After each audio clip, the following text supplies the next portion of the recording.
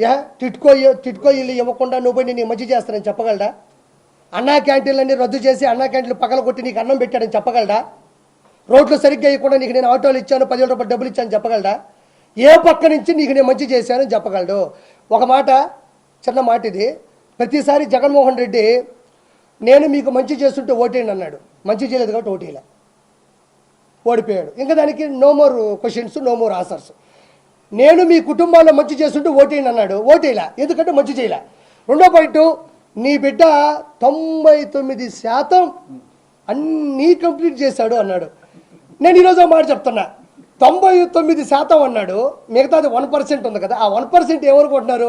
ఏమన్నా సంపూర్ణ మద్యపాన నిషేధం అన్నావు, మరి చేయలేదంటే అదే 1% అంటాడు, అదే 1% అంటాడు. టిట్కో ఇల్లు ఇస్తా అన్నావు అంటే అదే 1% అంటాడు. తర్వాత వచ్చేసి పోలవరం ప్రాజెక్టు ఫినిష్ చేస్తా అన్నావు కదా, అదేదన్నట్టే నేను చెప్పాను కదా 1% చేయలేదు, అదే 1% అంటాడు. ఏదైతే మేనిఫెస్టో పెట్టి ఏదైతే మెయిన్గా చేయలేదో అవన్నీ ఆ 1% రోజులు చూసారా, ఆ 1%లో దోసేస్తాడు. అంటే ఒరిజినల్ చెప్పాల్సింది ఏంటంటే చేసింది 1%, చెయ్యనివి 99%.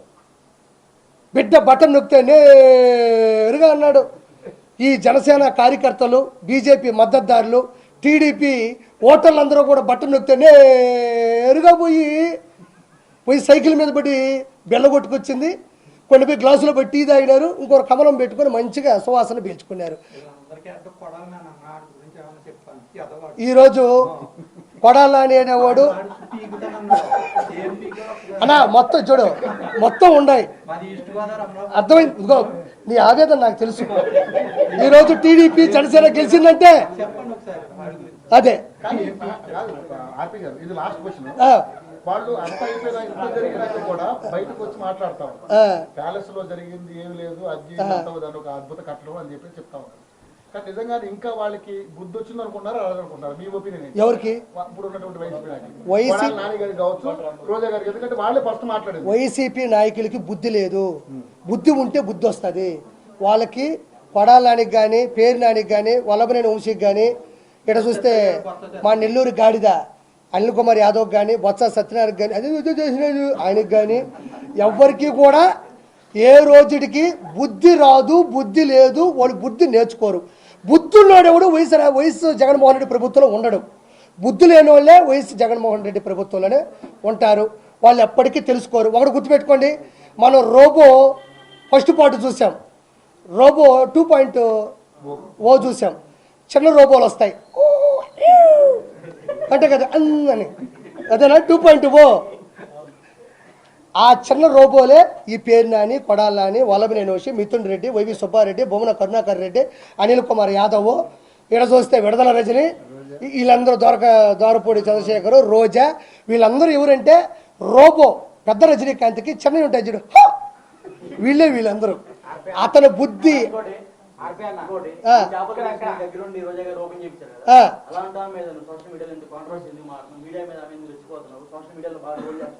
మంచి మాట అడిగావు. నేను చెప్తాం అనుకున్నా, మర్చిపోయావు, నువ్వు గుర్తు చేసావు, నీకు సంతో ధన్యవాదాలు. సరే ఒక మాట చెప్తా, చెప్తా వస్తున్నా. ఇక్కడ చాలా రేట్లు ఉన్నారు.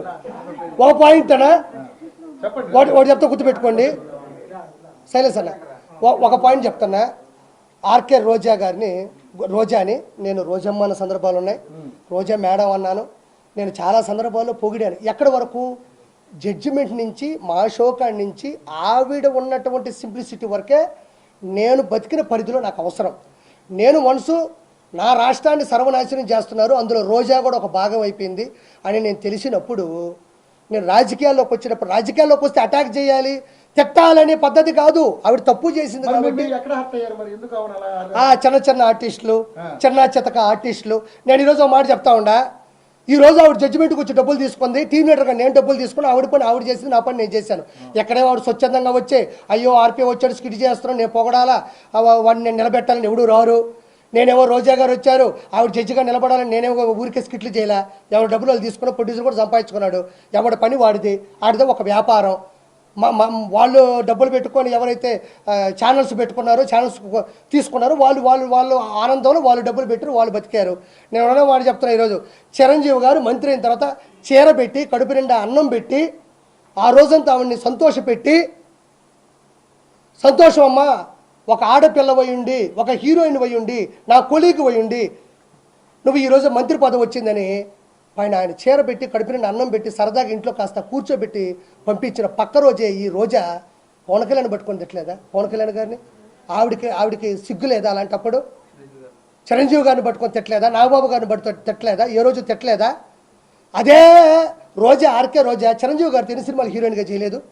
ఎన్నిసార్లు వాళ్ళు కలిసి భోంచేస్తుంటారు, ఎన్నిసార్లు వాళ్ళు సీన్లు డైలాగులు ఇద్దరు కలిసి మాట్లాడుకొని ఉంటారు, ఎన్నిసార్లు ఒకరినొకరు ప్రోత్సహించుకొని ఉంటారు. బాలయ్యబాబు గారిని పెట్టుకుని ఎన్ని తిట్లు తిట్టలేదు? బాలయ్యబాబు గారు ఎన్ని సినిమాలు చేయలేదు? ఒకసారి వికీపీడియా కొట్టి చూడండి. వాళ్ళు ఏ పాపం చేశాను తిట్టా, నువ్వన్నా పాపం చేసావు, ఏ పుణ్యము చేయలే. 3,000 కోట్ల రూపాయలు నగిరి ప్రజల మీద సంపాదించావు. కాబట్టి నేను ప్రశ్నించా, నీకు దమ్ముంటే నన్ను ప్రశ్నించు, ఎవరిని తిట్టకూడదు. నేను ఒకటే మాట చెప్తున్నా, నువ్వు జడ్జి చేసినంత మాత్రానో, నువ్వు నాకు దగ్గరైనంత మాత్రానో నువ్వు రోడ్లకి పోతే ప్రశ్నించకూడదా? నువ్వు జడ్జి అయినంత మాత్రానో, నాకు దగ్గరైనంత మాత్రానో గంజాయి అమ్ముతుంటే ప్రశ్నించకూడదా? నువ్వు జడ్జిమెంట్ ఇచ్చినంత మాత్రానో, నాకు దగ్గరైనంత మాత్రానో నువ్వు బూతులు నాయకుల్ని తిడతా ఉంటే నేను ప్రశ్నించకూడదా? నువ్వు జడ్జి అయినంత మాత్రానో, నాకు దగ్గరైనంత మాత్రానో నగిరి అభివృద్ధిని పూర్తిగా సున్నా చేస్తే నేను ప్రశ్నించకూడదా? నాకు దగ్గరైనంత మాత్రాన నువ్వు ఏది చేస్తున్నా సరే ఏ రోజు జీవితంలో ఆ రోజు కలిసి భోంచేసాం కదా, ఆ తర్వాత జరిగే యదో పనులకి ఈ ఒక్కరోజు తలుచుకుంటే రాష్ట్రాలు కాదు రాజధానులే కూలిపోతాయి.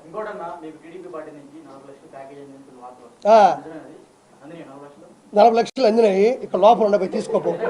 40 లక్షలు అందినాయని చెప్తుంటే లోపల ఉండే తీసుకోపో, నీకు ఎంత కావాలో నాకు ఇచ్చి మళ్ళీ అంతాయి నాకు.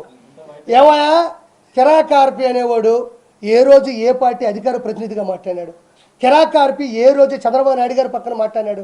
ఏ రోజు వాళ్ళు కిరాకార్పి మా పార్టీలోనని చెప్పాడా? ఏ రోజు నేను పార్టీ తరఫున నేను ఎటకారంగా మాట్లాడితే 40 లక్షల, ఇది ఎటకారం. నేను ఒక మాట మాట్లాడుతున్నాను, అబ్బా ఇస్తే ఇచ్చాను చెప్పుకుంటా, నాకు పోయేది ఏముంది?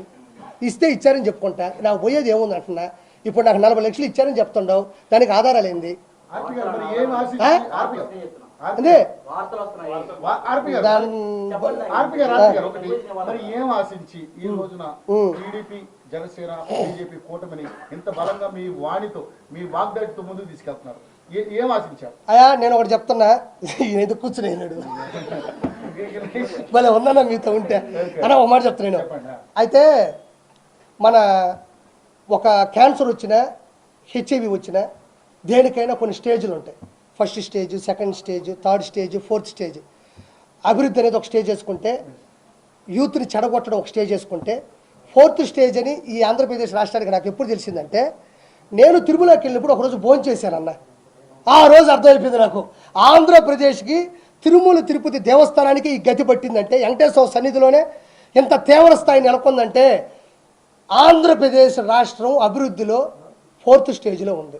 అంటే అభివృద్ధి హీనంలో, అంటే మన జబ్బులకి ఒక స్టేజ్ ఉంటుంది కదన్నా, క్యాన్సర్కి ఉంటుందన్న, అల్సర్కి ఉంటుందన్న, అట్లా ఎప్పుడైతే తిరుమల తిరుపతి దేవస్థానంలో ప్రపంచ నలుముక్కలో వచ్చేటువంటి ముక్కులు చెల్లించుకునేటువంటి అక్కడ అన్నం ఉడకలేదు, ప్రసాదం బాగాలేదు, వాటర్ బాటిల్ ఇలా చేస్తున్నారు, బూతులు